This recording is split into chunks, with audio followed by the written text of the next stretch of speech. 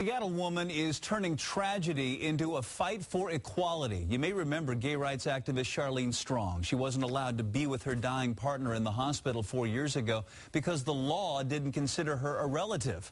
Her partner, Kate Fleming, later died after being trapped by floodwaters in their Madison Valley home. Tonight, Strong is talking about the award-winning documentary For My Wife. It's making a lot of folks think twice about what equality really means.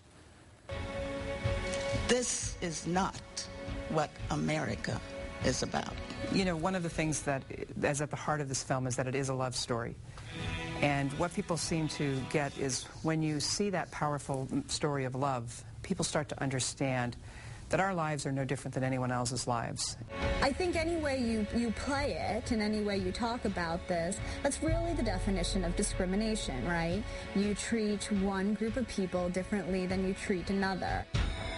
A lot of people like to say that my story is a Washington story because it was so influential in Washington state as far as changing the legislation in our state. However, I always try to remind people that as an American, this is an American story. It has history and it has the ability to educate in other areas of this country. If there was someone that I could reach, it would be the faith community.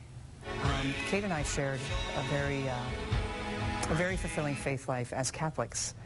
And interestingly, I just had an invitation at an all-women's Catholic school to go and show the documentary and to speak to them. And that was kind of like a little wink and a nod in the right direction. People are getting it, that this has nothing to do with, you know, people's faith, but when people see this film, they realize that maybe they're on the wrong side of the issue.